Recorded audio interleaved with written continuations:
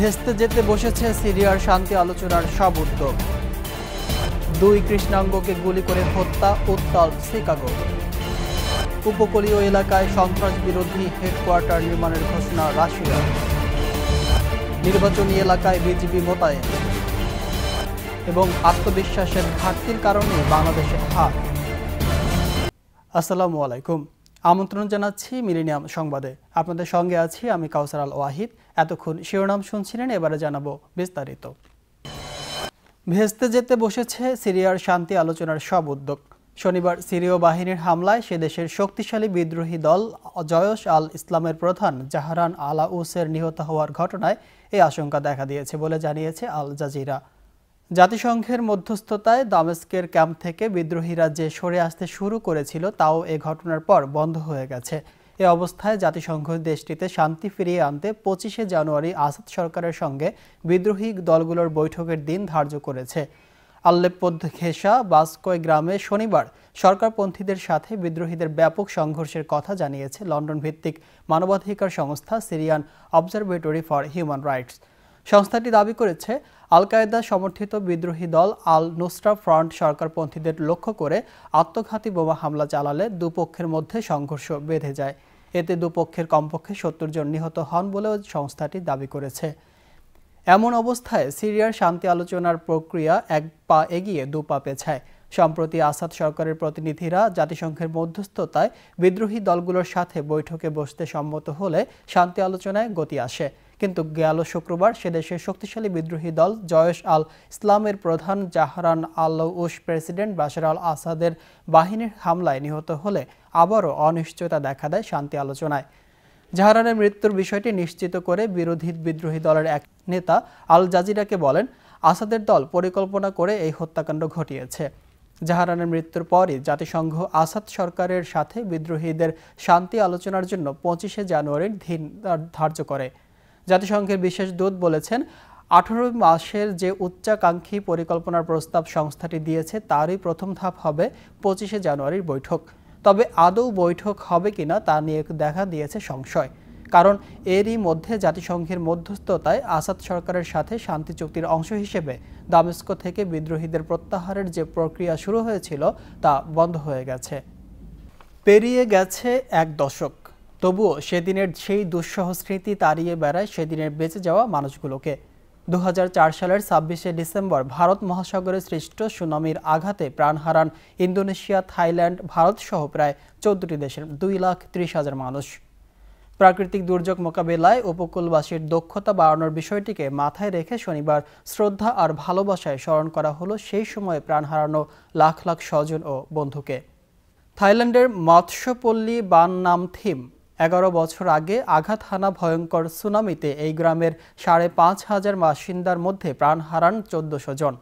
ভয়াল সেই দিনের স্মরণে শনিবার থাই উপকূলে সমবেত হয়েছিলেন কয়েক হাজার গ্রামবাসী। আপনজন হারানোর দুঃসহ স্মৃতি ভুলতে আয়োজন করা হয় বিনোদন অনুষ্ঠানেরও। এর মধ্য দিয়ে দুর্যোগ মোকাবেলায় সাহস যোগানো হয় গ্রামবাসীর। এক গ্রামবাসী বলেন, এখন আমরা আগের চেয়েও শক্তিশালী ও দৃঢ়। যে কোনো প্রাকৃতিক দুর্যোগে নিজেদের মানিয়ে নিতে ও পরিস্থিতি মোকাবেলায় প্রস্তুত। রাতে শুরু হওয়া আনুষ্ঠানিকতা চলে পরদিন পর্যন্ত। নিহতদের আত্মার শান্তি কামনায় চলে প্রার্থনা। অংশ নেন সব শ্রেণী ও ধর্মের মানুষ। 1 দশক পেরিয়ে গেলেও সেই ধ্বংসযজ্ঞের কথা ভুলতে পারেননি ভারতের চেন্নাইয়ের আদিবাসীরা। প্রার্থনার মধ্য দিয়ে নিহতদের স্মরণ করেন তারা। 2004 সালের 26শে ডিসেম্বর ভারত মহাসাগরের তলদেশে 9.1 মাত্রার ভূমিকম্পের প্রভাবে সৃষ্টি হওয়া সুনামির আঘাতে নিহত হন 2,30,000 মানুষ। ব্যাপক ক্ষয়ক্ষতি হয় আশপাশের 14টি দেশে। যুক্তরাষ্ট্রের শিকাগোতে আবারও 2 কৃষ্ণাঙ্গকে গুলি করে হত্যা করেছে পুলিশ। বড়দিনের একদিন পর শনিবার সকালে শহরের ওয়েস্ট গারফিল্ড পার্কে একই ভবনের বিশ্ববিদ্যালয়ের ছাত্র ও এক নারীকে গুলি করে পুলিশ। একের পর এক কৃষ্ণাঙ্গ হত্যার প্রতিবাদে আবারও হাজার হাজার মানুষ শহরের রাস্তায়, আবারও ক্ষোভে উত্তাল শিকাগো।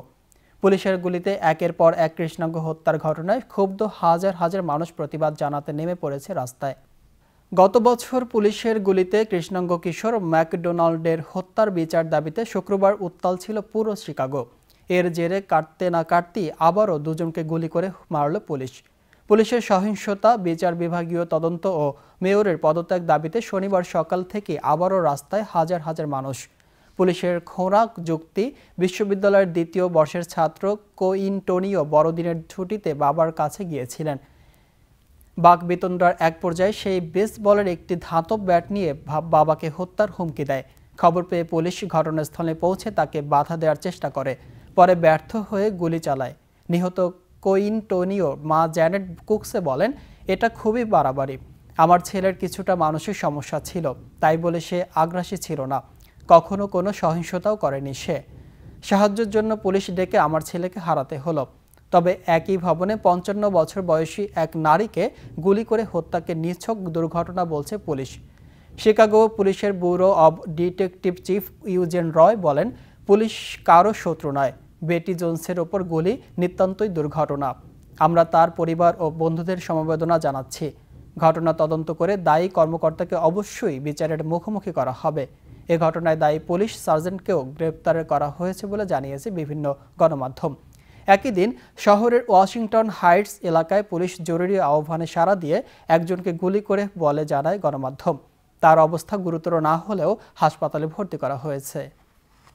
কাশ্মীরের লাইন অব কন্ট্রোলে স্থিতিশীলতা ফিরিয়ে আনার বিষয়টি আগামী মাসে অনুষ্ঠেয় ভারত পাকিস্তান পররাষ্ট্র সচিব পর্যায়ের বৈঠকে সবচেয়ে বেশি গুরুত্ব পাবে বলে জানিয়েছে ইসলামাবাদ।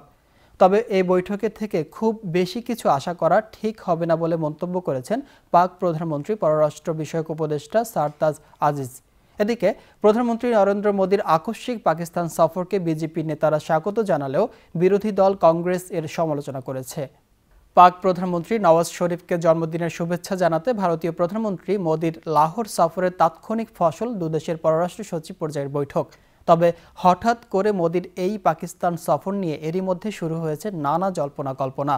পাক কূটনীতিকদের বরাত দিয়ে গণমাধ্যম জানায়, এই অঞ্চলে পরমাণু শক্তিধর দুই দেশের মধ্যে ভেঙে পড়া শান্তি আলোচনা পুনরায় শুরু করার নেপথ্যে কাজ করেছে পাকিস্তানের শক্তিশালী সামরিক বাহিনী। আর তাই আগামী 15 জানুয়ারি ইসলামাবাদে অনুষ্ঠেয় পররাষ্ট্র সচিব পর্যায়ের বৈঠককে আগের অন্য সব বৈঠকের চেয়ে ভিন্ন তাৎপর্যমণ্ডিত হিসেবেও দেখা হচ্ছে।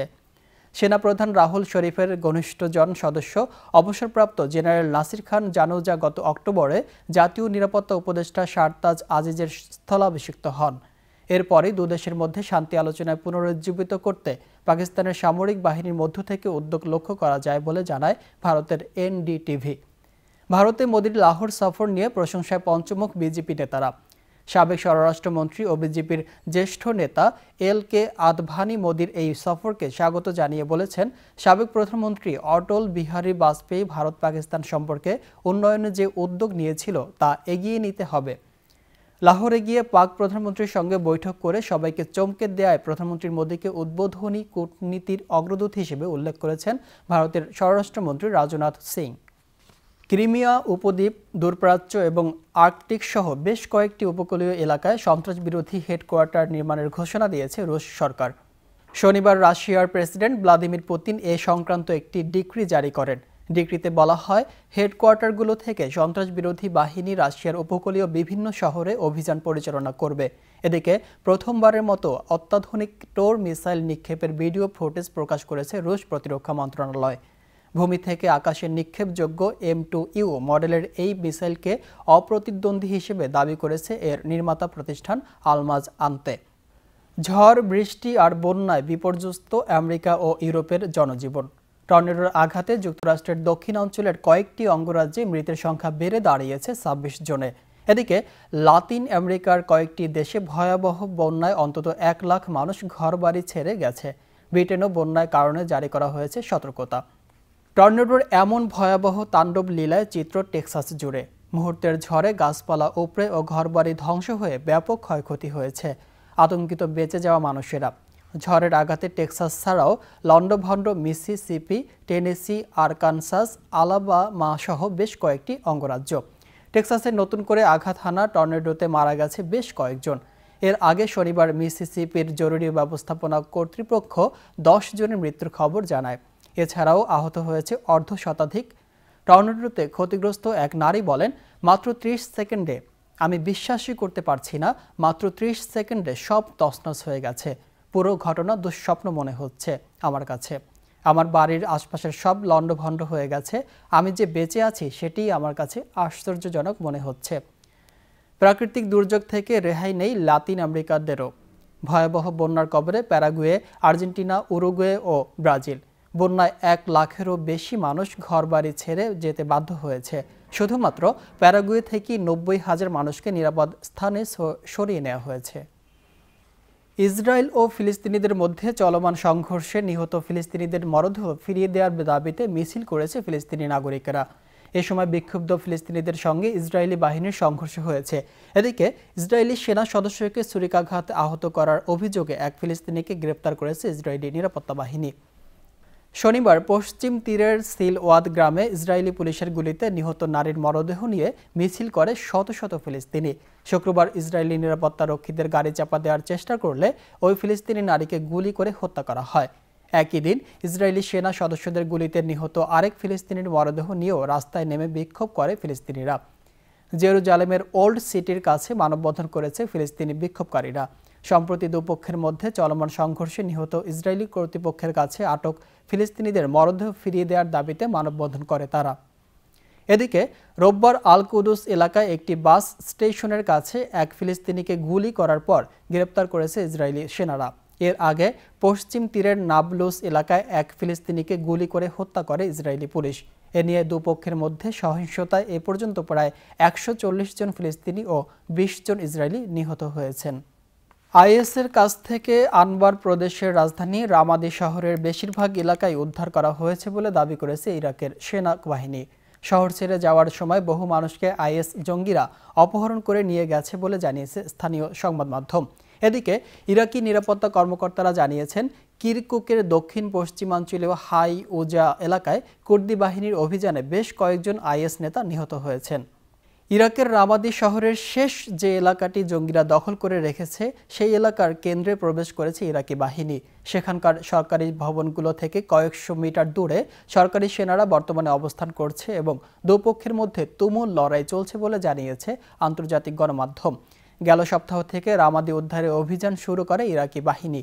ইরাক সরকারের পক্ষ থেকে বলা হয়েছে, রামাদি দখলের পর উত্তরাঞ্চলীয় শহর মসুল উদ্ধারের অভিযান শুরু করবেন তারা। বিশেষ অভিযানের কমান্ডার সামি আল আরেথি জানান, আইএসের পেতে রাখা বোমা ও মাইলের কারণে তাদের সাবধানে ধীরে ধীরে এগোতে হচ্ছে। তিনি বলেন, বিমান থেকে গুলি করে বিভিন্ন জায়গায় পুঁতে রাখা বোমা ও মাইনের বিস্ফোরণ ঘটিয়ে সেনাদের সামনে এগোনোর পথ করে দেওয়া হচ্ছে। বিমানগুলো 3 দিক থেকে পুরো রামাদিতে হামলা চালাচ্ছে। আশা করি খুব শিগগিরই আমরা শহর থেকে জঙ্গিদের নির্মূল করতে পারব।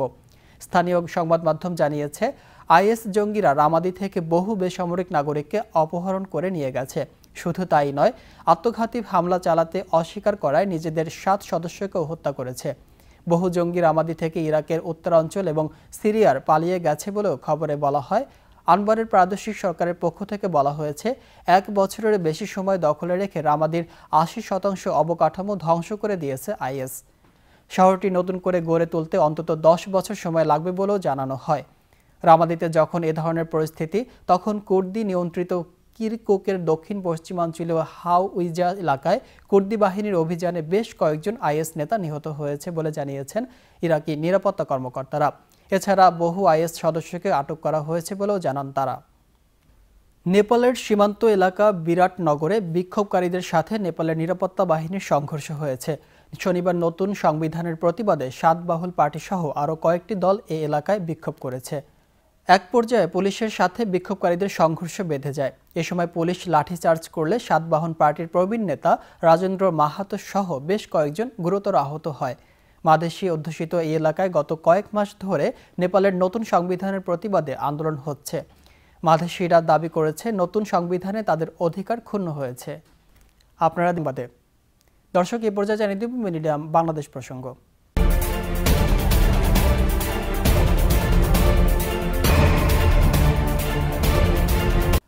28 ডিসেম্বর মধ্যরাত থেকে 31 ডিসেম্বর মধ্যরাত পর্যন্ত মোট 4 দিন নির্বাচনী এলাকাগুলোতে বিজিবি মোতায়েনের সিদ্ধান্ত নিয়েছে নির্বাচন কমিশন। ভোটার সংখ্যার অনুপাতে নির্বাচনী এলাকায় বিজিবি মোতায়েন করা হবে বলে জানিয়েছেন নির্বাচন কমিশন সচিব সিরাজুল ইসলাম। পৌরসভার ভোটার সংখ্যার উপর ভিত্তি করে বিজিবির সংখ্যা নির্ধারণ করা হয়েছে। যেসব পৌরসভায় 10,000-এরও কম ভোটার রয়েছেন সেখানে 1 প্লাটুনের কম বিজিবি মোতায়েন করা হচ্ছে। 10,000-এর ঊর্ধ্বে কিন্তু 50,000-এর কম ভোটার সংখ্যার পৌর এলাকায় 1 প্লাটুন প্রায় 70 জন বিজিবি মোতায়েন থাকছে। 50,000-এর ঊর্ধ্বে কিন্তু 1 লাখেরও কম ভোটার রয়েছেন এমন পৌরসভায় 1 প্লাটুনের বেশি বিজিবি ও 1 লাখের ঊর্ধ্বে ভোটার থাকলে সেখানে 2 প্লাটুন বিজিবি মোতায়েন করা হচ্ছে। 30 ডিসেম্বর সারা দেশে 234টি পৌরসভায় একযোগে ভোট গ্রহণ করা হবে। এতে ভোট কেন্দ্রে রয়েছে 3,558টি। 20টি রাজনৈতিক দল এবং স্বতন্ত্র মিলিয়ে মেয়র পদে 923 জন প্রতিদ্বন্দ্বী প্রার্থী ভোটের লড়াইয়ে আছেন। এছাড়া সাধারণ কাউন্সিলর পদে 8,589 জন ও সংরক্ষিত নারী কাউন্সিলর পদে 2,533 জন প্রতিদ্বন্দ্বী প্রার্থী লড়াই করছেন। এতে প্রায় 72 লাখ ভোটার তাদের ভোটাধিকার প্রয়োগের সুযোগ পাচ্ছেন। এদিকে রাতে প্রধান নির্বাচন কমিশনার কাজী রকিবউদ্দিন আহমেদ সাংবাদিকদের জানান, নির্বাচন সুষ্ঠু করতে নিরাপত্তা ব্যবস্থা জোরদারের পাশাপাশি বাড়ানো হচ্ছে আইনশৃঙ্খলা রক্ষা বাহিনীর নজরদারি। দেশের নির্বাচনী উপযোগী বিভিন্ন পৌরসভায় সহিংসতা হচ্ছে স্বীকার করে প্রধান নির্বাচন কমিশনার কাজী রকিবউদ্দিন আহমেদ বলেছেন, মারপিট হচ্ছে, প্রার্থীরাও মার খাচ্ছেন, আমরাও ব্যবস্থা নিচ্ছি। নির্বাচনের আর মাত্র একদিন বাকি, আশা করছি পরিস্থিতির উন্নয়ন হবে। তিনি বলেন, পরিস্থিতি সামাল দিতে আমরা নির্বাহী ম্যাজিস্ট্রেটের সংখ্যা বাড়াচ্ছি, সঙ্গে বিচারিক ম্যাজিস্ট্রেটও থাকছেন, আর আইন শৃঙ্খলা বাহিনী তো রয়েছেই। নতুন বছরে পরিচ্ছন্ন ঢাকা গড়তে সমন্বিত পদক্ষেপ হাতে নিয়েছে ঢাকা দক্ষিণ সিটি কর্পোরেশন DSCC। এর জন্য জনসচেতনতা বাড়াতে আগামী 14 ফেব্রুয়ারি সিটি কর্পোরেশন সহ সরকারের প্রায় 10টি সংস্থা ঢাকা শহরে প্রতীকী পরিচ্ছন্নতা অভিযান চালাবে। এছাড়া যানজট নিরসন, জলাবদ্ধতা, বর্জ্যর অব্যবস্থাপনার মতো নাগরিক দুর্ভোগ লাঘবেও পরিকল্পনা নিয়েছে ঢাকা দক্ষিণ সিটি কর্পোরেশন। রোববার দুপুরে নগর ভবনে কর্পোরেশনের সভার আলোচনায় সিদ্ধান্তগুলো নেওয়া হয়। 400 বছরের পুরনো মেগা সিটি ঢাকার অব্যবস্থাপনা কম নয়। যানজট, জলাবদ্ধতা, অপরিকল্পিত নির্মাণ, বর্জ্যর অব্যবস্থাপনার মতো বহু সমস্যার সাথে নগরবাসীর নিত্য বসবাস। রোববার ঢাকা দক্ষিণ সিটি কর্পোরেশনের উদ্যোগে ওয়াসা, ডেসা, BTCL, আইনশৃঙ্খলা রক্ষাকারী বাহিনীর মতো প্রায় 10টিরও বেশি সংস্থার সাথে বৈঠক করা হয়। ঢাকাকে বাসযোগ্য নগরী করতে এতে সমন্বিত কাজ করার উপর গুরুত্বারোপ করা হয়। আইন না মানার প্রবণতা রোধে পুলিশের পাশাপাশি স্থানীয় জনপ্রতিনিধিদেরও ভূমিকা রাখার উপর জোর দেওয়া হয় বৈঠকে ঢাকা দক্ষিণ সিটি কর্পোরেশনের মেয়র সাইদ খোকন বলেন, বিভিন্ন সংস্থার সাথে সমন্বয়হীনতা দূর করতে নিয়মিত বৈঠক কাজের অগ্রগতি পর্যালোচনা করা হবে। পরিচ্ছন্ন নগর গড়তে জনসচেতনতা বাড়ানোর উপরও জোর দেন দক্ষিণের এই মেয়র। সরকারি মালিকানাধীন আর কোনো শিল্প কারখানা ব্যক্তিখাতে দেওয়া হবে না উল্লেখ করে শিল্পমন্ত্রী আমির হোসেন আমু বলেছেন, প্রয়োজনে PPPর আওতায় এসব শিল্প কারখানা নতুন করে চালু করা হবে। দুপুরে metropolitan chamber of commerce and industries আয়োজিত জাতীয় শিল্পনীতি বিষয়ক এক সেমিনারে তিনি কথা বলেন। এ সময় ব্যবসায়ীদের পক্ষ থেকে সরকারের বন্ধ শিল্প প্রতিষ্ঠান ব্যক্তিখাতে দেওয়ার দাবি জানানো হলে শিল্পমন্ত্রী বলেন, যদি কেউ PPPর আওতায় রাষ্ট্রায়ত্ত কোনো বন্ধ শিল্প কারখানা চালুর প্রস্তাব দেন তবে সরকার তা বিবেচনা করবে। সেমিনারে শিল্পমন্ত্রী বলেন, GDPতে শিল্প খাতের অবদান 40% উন্নতি করতে একটি শক্তিশালী শিল্পনীতি তৈরির প্রক্রিয়া চলছে।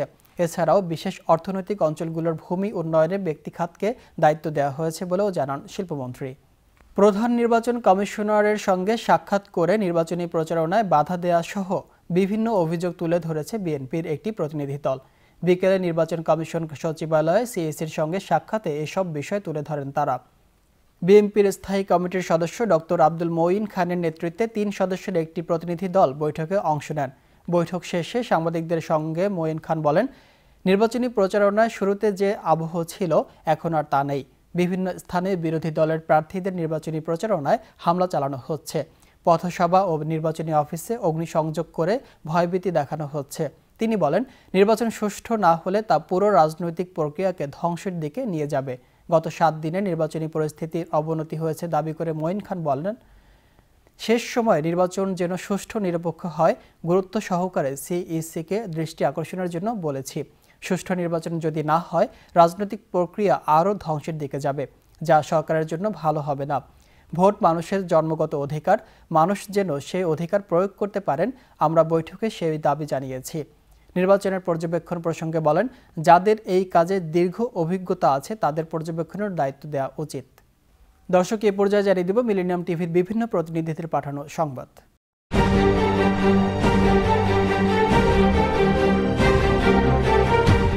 সিলেট প্রেস ক্লাবের 2016-17 মেয়াদের নির্বাচনে ইকরামুল কবির ইকু সভাপতি ও আব্দুর রশিদ রেনু সাধারণ সম্পাদক নির্বাচিত হয়েছেন। শনিবার সিলেটের নগরীর সুবিদ বাজারস্থ প্রেস ক্লাব ভবনে অনুষ্ঠিত নির্বাচনের ভোট গণনা শেষে সন্ধ্যায় ভোটের ফলাফল প্রকাশ করা হয়। সিলেট থেকে আমাদের জেলা প্রতিনিধি আবু তাহের চৌধুরী জানিয়েছেন, নির্বাচনে সভাপতি পদে সময় টিভির ব্যুরো প্রধান ইকরামুল হক ইকু 52 ভোট পেয়ে নির্বাচিত হন। তার প্রতিদ্বন্দ্বী ফিনান্সিয়াল এক্সপ্রেসের প্রতিনিধি ও সাবেক সভাপতি ইকবাল সিদ্দিকী পেয়েছেন 44 ভোট। সাধারণ সম্পাদক পদে দৈনিক যুগান্তরের স্টাফ রিপোর্টার আব্দুর রশিদ রেনু 59 ভোট পেয়ে নির্বাচিত হন। তার প্রতিদ্বন্দ্বী স্থানীয় দৈনিক সিলেটের ডাকের বার্তার সম্পাদক সমরেন্দ্র বিশ্বাস পান 37 ভোট। প্রেস ক্লাবের সহ সভাপতি পদে নির্বাচিত হয়েছেন স্থানীয় দৈনিক জালালাবাদের স্টাফ রিপোর্টার আমজাদ হোসেন। দেশ টেলিভিশনের প্রতিনিধি বাপ্পা ঘোষ চৌধুরী দুজনই 47টি করে ভোট পেয়ে নির্বাচিত হন। কোষাধ্যক্ষ পদে নয়াদিগন্তের প্রতিনিধি আফতাব উদ্দিন 65 ভোট পেয়ে নির্বাচিত হন। তার প্রতিদ্বন্দ্বী স্থানীয় দৈনিক প্রভাত বেলার সম্পাদক কবির আহমেদ সোহেল খান পান 30 ভোট। ক্রীড়া সম্পাদক পদে সময় টিভির স্টাফ রিপোর্টার আব্দুল আহাদ 60 ভোট পেয়ে নির্বাচিত হয়েছেন। তার প্রতিদ্বন্দ্বী এটিএন নিউজের স্টাফ রিপোর্টার সজল ছত্রী পেয়েছেন 34 ভোট। পাঠাগার ও প্রকাশনা সম্পাদক পদে স্থানীয় দৈনিক সিলেটের ডাকের স্টাফ রিপোর্টার আবু সাইদ মোহাম্মদ নোমান 61 ভোট পেয়ে নির্বাচিত হয়েছেন।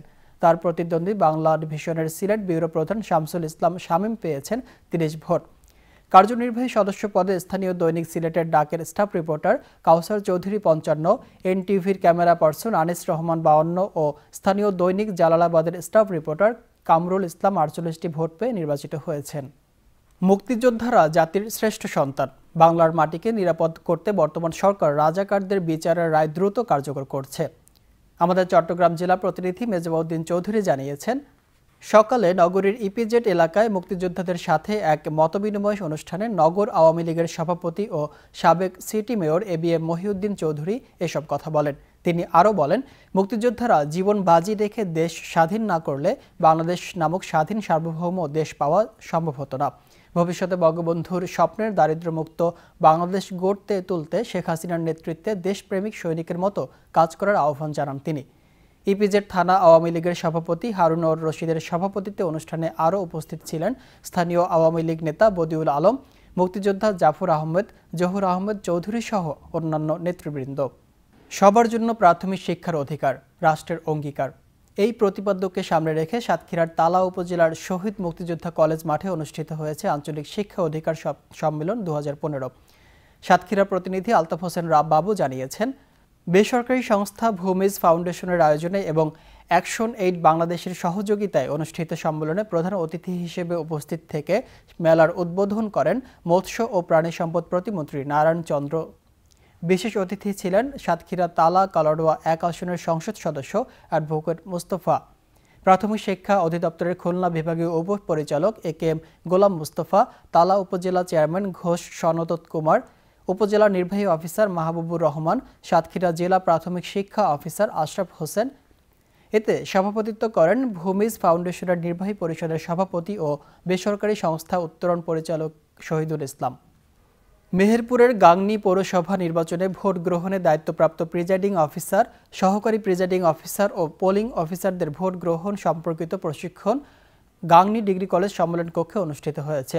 মেহেরপুর প্রতিনিধি মহসিন আলী জানিয়েছেন, অনুষ্ঠানের প্রধান অতিথি হিসেবে ভোট গ্রহণ সম্পর্কিত দিক নির্দেশনা প্রদান করেন জেলা প্রশাসক শফিকুল ইসলাম। অনুষ্ঠানে বক্তব্য রাখেন মেহেরপুর পুলিশ সুপার হামিদুল আলম, গাংনী উপজেলা নির্বাহী অফিসার আবুল আমিন, রিটার্নিং অফিসার রকুনুজ্জামান, সহকারী কমিশনার ভূমি রাহাত মান্নান ও সহকারী রিটার্নিং অফিসার সারোয়ার হোসেন। বিএনপির ভারপ্রাপ্ত মহাসচিব মির্জা ফখরুল ইসলাম আলমগীর বলেছেন, পৌর নির্বাচন সুষ্ঠু হবে কিনা এ নিয়ে শঙ্কা রয়েছে। আমরা গণতন্ত্র রক্ষার স্বার্থেই পৌর নির্বাচনে অংশ নিয়েছি।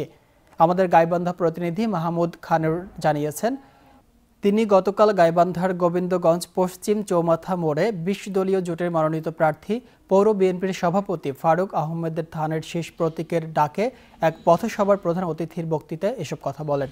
থানা বিএনপির সিনিয়র সহসভাপতি রেজাউনুল হাবিব রফিকের সভাপতিত্বে ও পৌর বিএনপির সাধারণ সম্পাদক আলতাফ হোসেন পাতার সঞ্চালনায় উপস্থিত ছিলেন বিএনপির মেয়র প্রার্থী ফারুক আহমেদের পক্ষে স্ত্রী থানা বিএনপির মহিলা দলের সম্পাদিকা মঞ্জুরি মোর্শেদা, স্বেচ্ছাসেবক দলের কেন্দ্রীয় যুগ্ম সম্পাদক অধ্যাপক আমিনুল ইসলাম, থানা বিএনপির সাংগঠনিক হাসানুর রহমান চৌধুরী, পৌর বিএনপির সাংগঠনিক সম্পাদক মনোয়ার হোসেন রাজুসহ বিএনপির অঙ্গ সংগঠনের নেতৃবৃন্দ। দর্শক, এখন দেখবেন মিলেনিয়াম বাণিজ্য সংবাদ।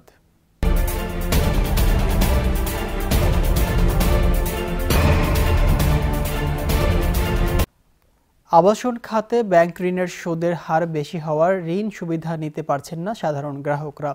রাজধানীতে 5 দিন ব্যাপী চলা শীতকালীন আবাসন মেলায় কাঙ্ক্ষিত ফ্ল্যাটের খোঁজ পেলেও অংশগ্রহণকারী আর্থিক প্রতিষ্ঠানের ঋণ সুবিধায় সন্তুষ্ট নন গ্রাহকরা। ফলে রাজধানীতে নিজের একটি আবাসনের ইচ্ছে শুধু স্বপ্নই থেকে যাচ্ছে সীমিত আয়ের মানুষদের। সুবিধামতো এলাকায় পছন্দের একটি ফ্ল্যাটের খোঁজে শীতকালীন আবাসন মেলায় এসেছেন দর্শনার্থীরা। আর ক্রেতাদের স্বপ্ন পূরণে অংশ নেওয়া বিক্রেতা প্রতিষ্ঠানগুলো দিচ্ছে নগদ মূল্য ছাড়সহ নানা সুযোগ সুবিধা। কিন্তু দর্শনার্থীরা বলছেন, এসব সুযোগ সুবিধার পরও রাজধানীতে ফ্ল্যাটের দাম আকাশচুম্বী। ফ্ল্যাট ক্রেতাদের আর্থিক সহায়তা দিতে এবারের মেলায় অংশ নিয়েছে ব্যাংক সহ বেশ কয়েকটি আর্থিক প্রতিষ্ঠান। তাদের দাবি, সহজ শর্তে গ্রাহকদের ঋণ সুবিধা দিচ্ছেন তারা। তবে গ্রাহকরা বলছেন, আবাসন খাতে ঋণের সুদের হার এখনও অনেক চড়া। সীমিত আয়ের মানুষের আবাসন সমস্যার সমাধানে তাদের ক্রয় ক্ষমতার মধ্যে ফ্ল্যাট নির্মাণে সরকারের সরাসরি হস্তক্ষেপের দাবি জানিয়েছেন মেলায় আগত দর্শনার্থীরা। 17টি দেশের অংশগ্রহণে আনুষ্ঠানিকভাবে এশিয়ান ইনভেস্টমেন্ট ইনফ্রাস্ট্রাকচার ব্যাংক AIIBর উদ্বোধন করা হয়েছে। চলতি বছরের জুনে 57 জন প্রতিষ্ঠাতা সদস্য দেশের অনুমোদন পেয়ে প্রতিষ্ঠিত হয় এশিয়ান উন্নয়ন দেশগুলোর এই ব্যাংক। এখন পর্যন্ত 17টি দেশ AIIBর আর্টিকেলস অব এগ্রিমেন্টে সম্মতি জানিয়েছেন। এই 17টি দেশই ব্যাংকের 50% শেয়ার এবং মূলধনের স্বত্বাধিকারী। 2016 সালের জানুয়ারির মাঝামাঝি থেকে আনুষ্ঠানিকভাবে ব্যাংকিং কার্যক্রম শুরু করবে ব্যাংকটি। ব্যাংকের প্রেসিডেন্ট এবং জেলা পর্যায়ে বোর্ড অব ডিরেক্টরস নির্বাচনের জন্য আগামী 16 এবং 18 জানুয়ারি বৈঠকে বসবে ব্যাংকের বোর্ড অব গভর্নর্স এবং বোর্ড অব ডিরেক্টরস।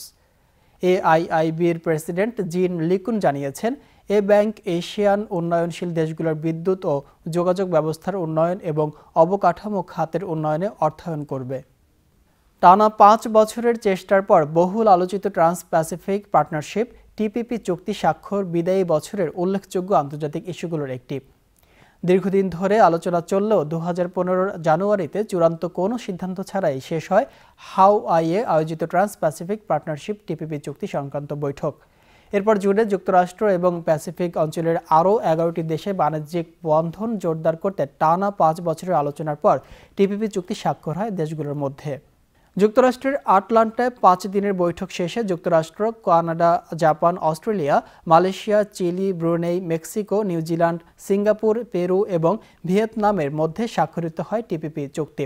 চুক্তির মধ্য দিয়ে এই অঞ্চলের দেশগুলোর অভ্যন্তরীণ বাণিজ্যর ক্ষেত্রে রপ্তানির জন্য শুল্কমুক্ত প্রবেশাধিকার পাবে ফার্মাসিউটিক্যালস পণ্য, মাংস, কৃষি এবং দুগ্ধজাত পণ্য, গাড়ির যন্ত্রাংশ সহ অনেক ধরনের পণ্য। এছাড়া বাড়বে তথ্য প্রযুক্তির অবাধ ব্যবহার। বলা হচ্ছে, কয়েকশো কোটি ডলারের এই চুক্তিটি 21 শতাব্দীর ভবিষ্যৎ পাল্টে দেবে। এখন কংগ্রেসের চূড়ান্ত অনুমোদনের অপেক্ষায় TPP চুক্তি। প্রশান্ত মহাসাগরীয় অংশীদারি এ চুক্তির বাস্তবায়ন হলে বিশ্বের অর্থনীতির 40% নির্ভর করবে এই অঞ্চলের ওপর। তবে এ চুক্তির সুফল প্রান্তিক পর্যায়ে পৌঁছাবে না এমন আশঙ্কায় TPPর বিরোধিতায় বিক্ষোভ করছে যুক্তরাষ্ট্রের কৃষকরা। এদিকে TPP চুক্তির প্রতিদ্বন্দ্বিতায় এশিয়ার দেশগুলোর মধ্যেও একটি আন্তঃবাণিজ্য চুক্তির বিষয়ে আগ্রহ দেখিয়েছে রুশ প্রেসিডেন্ট ভ্লাদিমির পুতিন। এখন দেখবেন মিলেনিয়াম খেলার সংবাদ।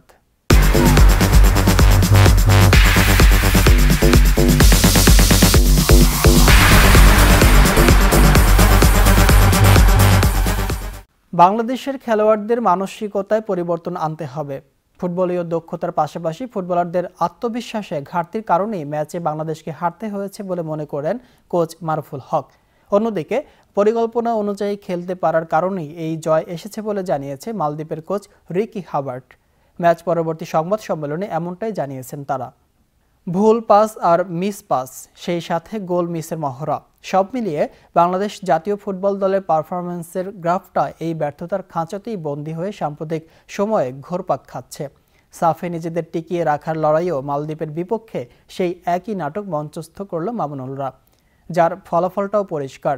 গ্রুপ পর্বে টানা 2 ম্যাচে আসর থেকে বিদায় মারুফুলের শিষ্যদের। বয়সভিত্তিক পর্যায় থেকেই ফুটবলারদের মানসিকতা পরিবর্তন প্রয়োজন। পাশাপাশি দলের খেলোয়াড়দের দক্ষতা নিয়েও প্রশ্ন তুললেন বাংলাদেশের কোচ মারুফুল হক। অন্যদিকে মালদ্বীপের কোচ হাবার্ট পরিকল্পনা অনুযায়ী খেলতে পারায় সন্তুষ্ট। নিজেদের প্রয়োজনেই আক্রমণাত্মক খেলার কোনো বিকল্প ছিল না বলে জানিয়েছেন মারুফুল। অন্যদিকে আলী আশফাকদের গুরু রিকি হাবার্টের মতে ভালো খেলার ধারাবাহিকতা ধরে রেখেই সামনের ম্যাচগুলোতে জিততে চায় তারা। সোমবার সাফ মিশনে নিজেদের শেষ ম্যাচে ভুটানের বিপক্ষে মাঠে নামবে মামুনুল জাহিদুররা। শেষ পর্যন্ত ডু অর ডাই ম্যাচের সুযোগটি কাজে লাগাতে পারল না ম্যানচেস্টার ইউনাইটেড কোচ ভ্যান হল। ক্রিসমাসের পর বক্সিং ডের ম্যাচে স্টক সিটির কাছে 2-0 গোলে হেরেছে ম্যানচেস্টার ইউনাইটেড। এ হারের ফলে ইংলিশ প্রিমিয়ার লিগের পয়েন্ট টেবিলে এক ধাপ নিচে নেমে বর্তমানে 6 নম্বরে আছে রেড ডেভিলরা। খেলার শুরুর থেকেই আক্রমণাত্মক খেলতে থাকে দু দল। তবে গোলের প্রথম সুযোগ হাতছাড়া করে ম্যানচেস্টার ইউনাইটেড স্ট্রাইকার মেমফিস ডিপে। সে ভুলের সুযোগে কাজে লাগিয়ে প্রতিপক্ষের জালে বল পাঠিয়ে দেন স্টক সিটির স্ট্রাইকার বোজান। 19 মিনিটে প্রথম গোল করে লিড নেয় স্বাগতিকরা। এরপর 7 মিনিটের ব্যবধানে স্ট্রাইকার মার্কোর গোলে লিড দ্বিগুণ করে স্টক সিটি। বিরতিতে যায় ভ্যান হলের শিষ্যরা। বিরতির পর ডিপের পরিবর্তে ওয়েন রুনিকে মাঠে নামিয়েও ব্যবধান কমাতে পারেনি অতিথিরা। দ্বিতীয়ার্ধে আক্রমণের ধার বাড়িয়েও কোনো গোলের দেখা পায়নি রেড ডেভিলরা। ফলে নির্ধারিত সময়ে শেষে 2-0 গোলে হেরে টানা 7 ম্যাচের হারের তিক্ত অভিজ্ঞতা নিয়ে মাঠ ছাড়ে ভ্যান হলের দল। সাতক্ষীরায় অনুষ্ঠিত হলো আইজিপি কাপ যুব কাবাডির ফাইনাল। 3 দিনব্যাপী এই প্রতিযোগিতার শিরোপা ঘরে তুলেছে সাতক্ষীরা জেলা দল। বিকেল 3:30টায় টুর্নামেন্টের ফাইনাল অনুষ্ঠিত হয় সাতক্ষীরা ও মাগুরা জেলার দলের মধ্যে। খেলায় 34-16 পয়েন্টের বড় ব্যবধানে মাগুরাকে হারিয়ে চ্যাম্পিয়ন হয় সাতক্ষীরা। গত 24শে ডিসেম্বর শুরু হওয়া এই প্রতিযোগিতায় অংশ নেয় খুলনা বিভাগের জেলা 10 পর্যায়ে মোট 10টি দল। দর্শক, আমরা সংবাদের শেষ পর্যায়ে, তবে যাবার আগে শিরোনামগুলো জানিয়ে দিচ্ছি আরও একবার। ভেস্তে যেতে বসেছে সিরিয়ার শান্তি আলোচনার সব উদ্যোগ। 2 কৃষ্ণাঙ্গকে গুলি করে হত্যা, উত্তাল শিকাগো। উপকূলীয় এলাকায় সন্ত্রাস বিরোধী হেডকোয়ার্টার নির্মাণের ঘোষণা রাশিয়ার। নির্বাচনী এলাকায় বিজিবি মোতায়েন এবং আত্মবিশ্বাসের ঘাটতির কারণে বাংলাদেশের হার। এই ছিল মিলেনিয়াম সংবাদে। এছাড়া যে কোনো খবর পেতে ভিজিট করুন www.millenniumtv.net। সঙ্গেই থাকুন মিলেনিয়ামের। আল্লাহ হাফেজ।